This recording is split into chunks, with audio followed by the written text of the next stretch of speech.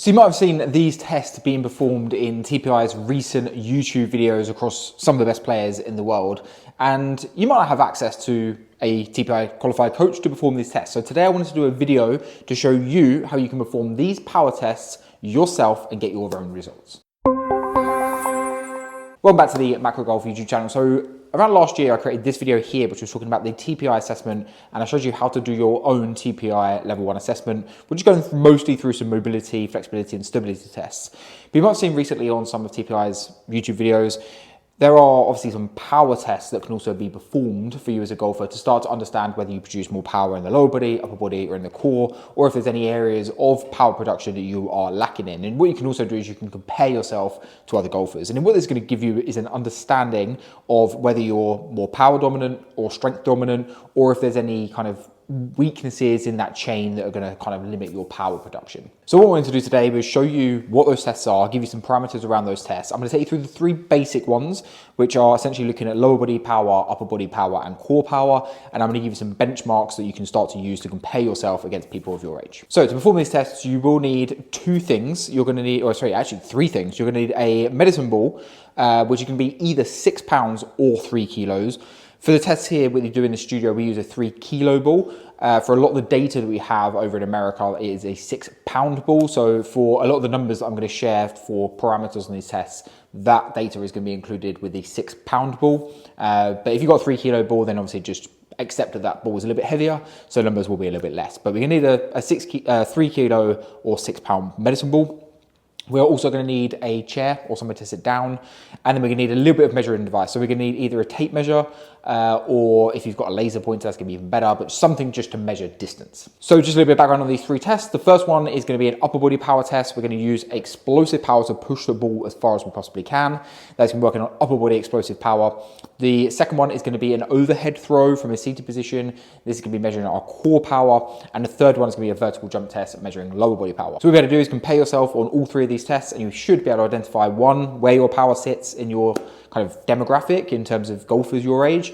And you can also be able to see a difference between the numbers because the scales that we use are relatively similar for both. So we kind of be working around the same numbers. The only difference will be that for the vertical jump, we work in inches, and for the throws, we're going to work in feet. So I'm going to go over, I'm going to take you through test number 1, test number 2, test number 3, and then I'll meet you back here to talk about what we've learned.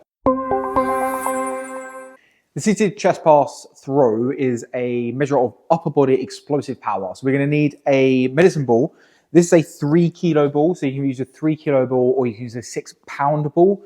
Just to note that the results I'm going to give you at the end are based on a 6 pound ball and not a 3 kilo ball. So if you are using 3 kilos instead of 6 pounds, the results are obviously going to be slightly under the averages I'm going to give you at the end here. So working with this test, we're looking at really producing some upper body explosive power, working on impulse, and working on our ability to generate power really, really quickly. Okay, so when it comes to a seated position, into a chair with our back supported against the chair. So it's really important with this test that we don't have any kind of forward momentum leaning forward to help us throw. We're going to be keeping feet flat on the floor, back nice and against the chair, and we're simply going to work the ball onto the chest and throw this ball as far as we can. So some things to watch out for is here in the studio, we always look out for things like the ball slipping in the hand or the ball being thrown more with one arm than the left arm. So just make sure that you're trying to make this test as fair as possible, and also give yourself a few chances to repeat this test as well. As we normally find at the start, there's a little bit of a learning effect. So have a few goes, have a little test, and when you start to see the numbers normalize and be a little bit more consistent, that's where you can then start to get your number. So what we're going to do is we're going to take the ball, keep the back against the chair, feet against the chair, put the ball into the chest, and throw the ball as far as we can. What we'll then do is we'll take the number from the front of the chest to where the ball landed, and that will be our point of reference for our measurement. So what I'm going to do at the end of this video is I'm going to give you some reference numbers for age, and also just again take into consideration that a 3 kilo ball is slightly heavier than the 6 pound ball, so these numbers will be slightly varied if you're using a 3 kilo ball. For the overhead throw test, we're looking at explosive power, but specifically looking at the core, and the core strength and power is a key element for us transferring power from the lower body through the body into the hands and into the club. So we're going to need a 3 kilo ball or a 6 pound ball. Just to note that the results I'm going to show at the end of this video are based on a 6 pound ball. So just realize that 3 kilos is slightly more than 6 pounds, so the results will be slightly different if you are using a 3 kilo ball like this one.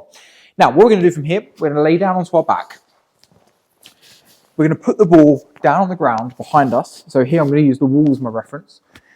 Feet flat on the floor. And essentially what we're going to do is we're going to pull the ball from over the head, throw the ball as we sit up, and throw the ball as far that way as we possibly can. Okay? So a few things to note. One, we have to actually finish in a sat up position. Okay? So we can't simply throw the ball from here and stay laying on our back.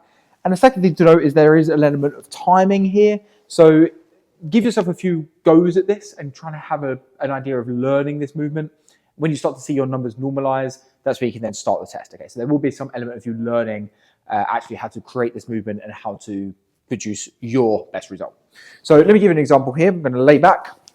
I'm going to grab the ball, and then from the top of the head, I'm going to pull the ball over my head, and as I sit up, throw the ball as far as I can. And the result will be a measurement from my chest when sat up to where the ball landed. So I'm going to take a measurement from the top of the chest to where the ball landed, and that will be my measurement for this overhead throw. Our vertical jump test is a measure of lower body explosive power. It's measuring how much power we can generate through the ground, and we use our vertical jump as a measure of that. So there's many different ways you can measure vertical jump. I'm going to show you the cheapest and easiest way for you to do it from home. So we're going to need 2 post-it notes, and all we're going to do is take one as our reference. I'm going to reach up the wall and put this as high up the wall as I can, and that's going to be my reference point.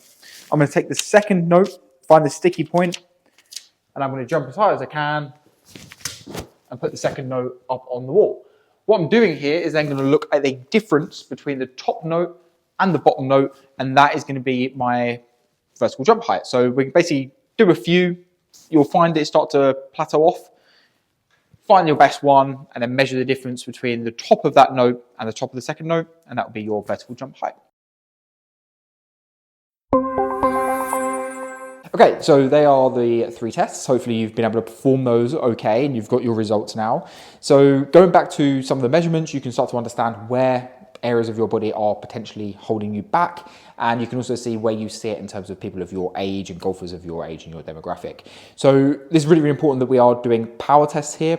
There are also strength metrics that are very, very important. What I'll do is I'll stick down in the description some of the strength metrics that we use here in the studio, and this gives us a good idea of, are we lacking strength or are we lacking power? And that is really interesting for us to know, because when we're trying to create speed, it's really interesting for us to know how we need to train. Do we need to build more strength, or do we need to build more a kind of explosive power and speed? So it really helps with us with our programming here with clients, and I'll give you a little bit of info at the bottom here. So if you are someone that goes to the gym, you can start to reference some of these numbers and get an idea of where your strength sits. But hopefully you found that video very informative.